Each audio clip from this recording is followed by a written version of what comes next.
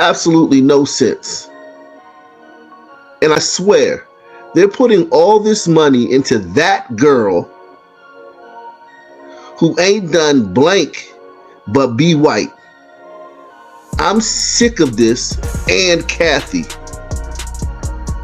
I don't care if I don't ever get invited to WNBA related events nor games anymore.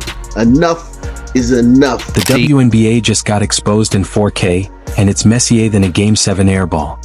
That Caitlin Clark bias everyone whispered about? Yeah, it's real.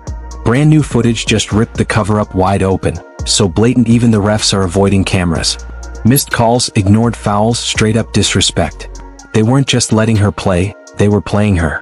Now the league's scrambling, backpedaling faster than a defender caught in a Clark step back. Strap in because the real foul is finally on full replay, and it ain't pretty. The ability there, I'm gonna just turn that down because I don't want a copyright strike. But right there, there's the picture. And Angel Reese did in fact repost this on TikTok, it looks like, and share it. And I'm like, are you kidding me right now? Or are you kidding me? And the WNBA is going after and lecturing Indiana Fever fans in this investigation? Are you trying to tell me Angel Reese is not going to get suspended for this? Not going to get fined for this? It's official. The WNBA is burning, and not the thrilling buzzer-beater packed arena kind of fire. This is a full-blown scorched earth PR inferno. And Kathy Engelbert? She's out here pouring gasoline on it like it's her pre-game ritual. New footage just leaked, the kind that makes refs suddenly remember their LinkedIn passwords and coaches act like they've been kidnapped by vacation. This makes absolutely no sense. And I swear, they're putting all this money into that girl who ain't done blank but be white. I'm sick of this and Kathy. I don't care if I don't ever get invited to WNBA related events nor games anymore. Enough is enough. Because guess what? The world just saw exactly what Caitlin Clark has been up against. Missed calls, phantom fouls, hits so brutal they make WWE look like a tea party, and zero accountability. It's almost as if her crime was being too good and having the audacity to smile while doing it. How dare she read the playbook better than the refs? How dare she run an offense smoother than the league runs its own front office? Then are you willing to admit how stupid it was for y'all not to go all in to elevate Caitlin Clark? And y'all could have reaped the benefits? Higher television ratings, higher attendance figures.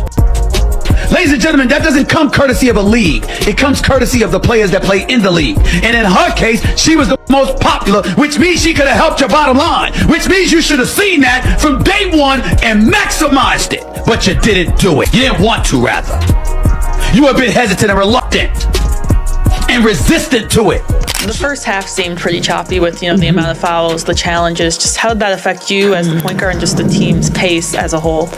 Yeah, I mean, to me, challenges cannot take that long.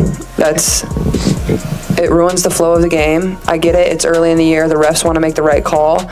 We can't sit there for 2.5, 3 minutes and on an obvious hit out of bounds off of them and still not know the call. Let's talk about Kathy Engelbert, the commissioner who thinks the best way to manage rising chaos is to sit back, nod thoughtfully, and let the mess unfold, like Fight Club but in sneakers.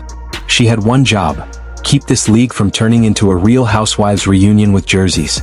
Instead, she's running a masterclass in passive leadership.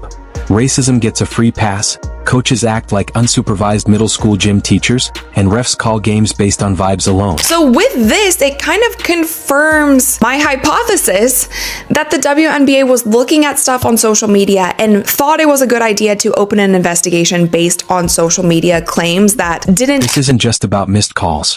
It's a culture problem so loud it drowns out the squeak of sneakers on the court.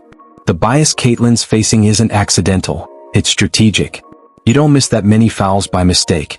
You don't let players body check a rookie sensation every quarter like it's hockey unless someone somewhere has decided that teaching the new kid a lesson matters more than, following the rules. Diana Taurasi hit the rim cushion after getting fouled. No issues, no tech. But when Caitlin Clark did the same, it's a technical foul on her. Are the rules different for different players? Where is the consistency refs? And what is Kathy doing about it? Probably hosting a brunch with her favorite referees where they practice blowing whistles into mimosas.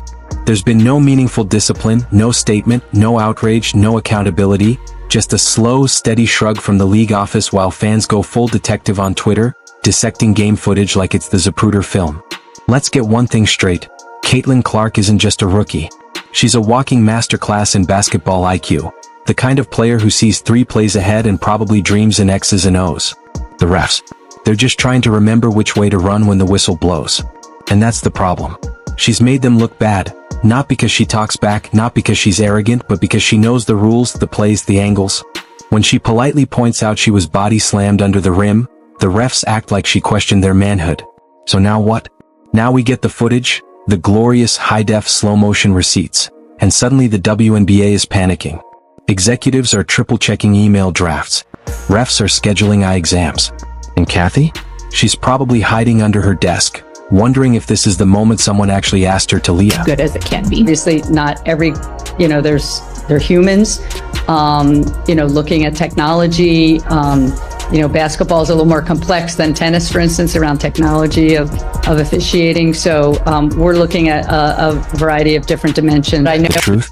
The league has a diva problem, and not the kind that sells tickets. These aren't confident, charismatic stars.